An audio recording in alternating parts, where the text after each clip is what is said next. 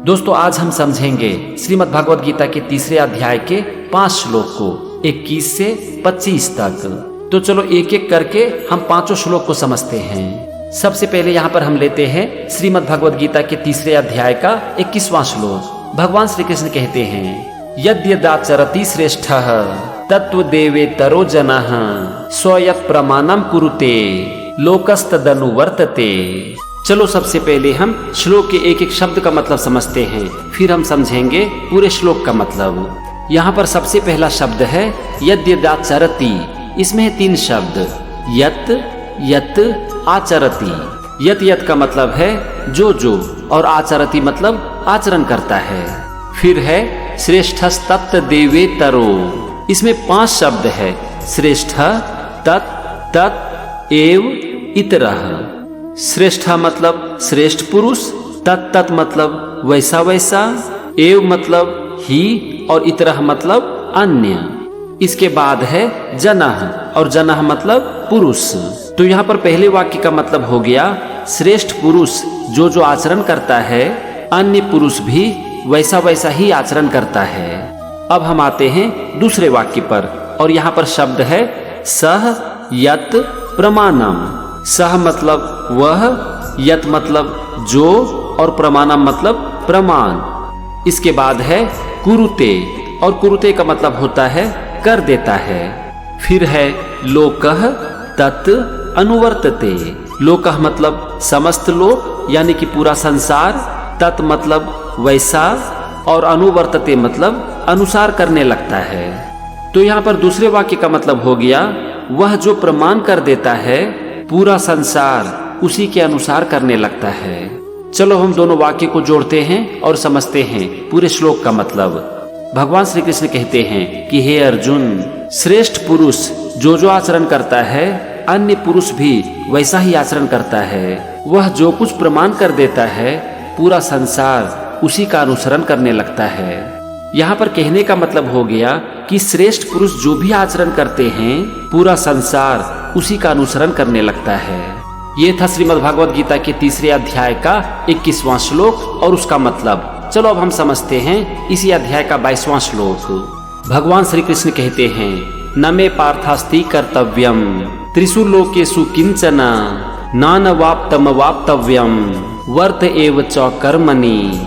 चलो सबसे पहले हम एक एक शब्द का मतलब समझते हैं। यहाँ पर शब्द है ना, में, पार्थस्ति। न का मतलब है नहीं, और में मतलब मुझे। फिर है पार्थस्ति, और इसमें है 2 शब्द, पार्थ और अस्ति।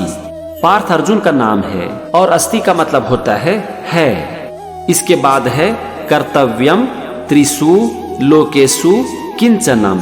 कर्तव्यम मतलब कर्तव्य, त्रिषु मतलब तीनों, लोकेषु मतलब लोकों में यानी कि संसार में, और किंचन मतलब कुछ। तो यहाँ पर पहले वाक्य का मतलब हो गया कि हे पार्थ, मुझे इन तीनों लोकों में ना कुछ कर्तव्य है। कहने का मतलब हो गया कि तीनों लोकों में मेरे लिए करने के लिए कुछ भी नहीं है। अब हम आते हैं दूसरे वाक्य पर, और यहाँ पर पहला शब्द है नानवाप्तमवाप्तव्यम। इसमें है 3 शब्द, नौ, अनवाप्तम और अवाप्तव्यम। अनवाप्तम का मतलब होता है अप्राप्त है यानी कि प्राप्त नहीं है, और अवाप्तव्यम का मतलब होता है प्राप्त करने योग्य। फिर है वर्ते एव च कर्मणि। वर्ते मतलब बरतता हूँ, एव मतलब ही, च मतलब और कर्मणि मतलब कर्म में। तो यहाँ पर दूसरे वाक्य का मतलब हो गया और ना प्राप्त करने योग्य अप्राप्त है, कर्म में ही बरतता हूँ। चलो मैं इसको थोड़ा आसान भाषा में आपको समझाता हूँ। और ना ही कोई ऐसी वस्तु है जो कि प्राप्त करने योग्य है और मैं उसे प्राप्त नहीं कर सकता हूँ, लेकिन फिर भी मैं कर्म करता हूँ। चलो अब हम दोनों वाक्य को जोड़कर पूरे श्लोक का मतलब समझते हैं। भगवान श्री कृष्ण कहते हैं, हे अर्जुन, इन तीनों लोकों में मेरे लिए ना तो कुछ कर्तव्य है और ना ही कोई ऐसी वस्तु है जो कि प्राप्त करने के योग्य है और मैं उसे प्राप्त नहीं कर सकता हूँ, लेकिन फिर भी मैं अपने कर्म को करता हूँ। यहाँ पर भगवान कह रहे हैं कि मैं सब कुछ कर सकता हूँ, सब कुछ प्राप्त कर सकता हूँ। मेरे लिए करने के लिए इस दुनिया में कुछ भी नहीं है, लेकिन फिर भी मैं अपने कर्म को करता हूँ। ये था 22वां श्लोक। चलो अब हम समझते हैं 23वें श्लोक को। भगवान श्री कृष्ण कहते हैं, यदि ह्यम न वर्तेयम जातु कर्मण्यतन्द्रितः मम वर्तमानु वर्तन्ते मनुष्याः पार्थ सर्वशः। यहाँ पर सबसे पहला शब्द है यदि, और इसका मतलब भी यदि है। फिर है या हम, इसमें है दो शब्द ही और अहम। ही मतलब क्योंकि और अहम मतलब मैं। फिर है वर्तेयम जातु। वर्तेयम मतलब बरतु और जातु मतलब कदाचित। इसके बाद है कर्मण्य तंद्रितः। इसमें दो शब्द है कर्मणि और अतंद्रितः। कर्मणि मतलब कर्मों में और अतंद्रितः मतलब सावधान होकर। तो यहाँ पर पहले वाक्य का मतलब हो गया, क्योंकि हे पार्थ यदि कदाचित मैं सावधान होकर कर्मों में ना बरतूं, मतलब कि अगर मैं कर्म को ना करूं। यहाँ पर ना थोड़ा सा मीनिंग छिपा हुआ है। यहाँ पर भगवान कह रहे हैं कि अगर मैं कर्म को ना करूं तो बहुत बड़ी हानि हो जाएगी। तो यहाँ पर आप देखो, पहले वाक्य का मतलब हो गया, क्योंकि हे पार्थ यदि कदाचित मैं सावधान होकर कर्म को ना करूं तो मनुष्य की बहुत बड़ी हानि हो जाएगी। अब हम आते हैं दूसरे वाक्य पर, और यहाँ पर सबसे पहला शब्द है मम, और मम का मतलब होता है मेरे। इसके बाद है वर्तमानु वर्तन्ते। इसमें है दो शब्द वर्तम और अनुवर्तन्ते। वर्तम मतलब मार्ग का और अनुवर्तन्ते मतलब अनुसरण करते हैं। फिर है मनुष्याः पार्थ सर्वशः। मनुष्याः मतलब मनुष्य, पार्थ अर्जुन का नाम है, और सर्वशः मतलब सब प्रकार से।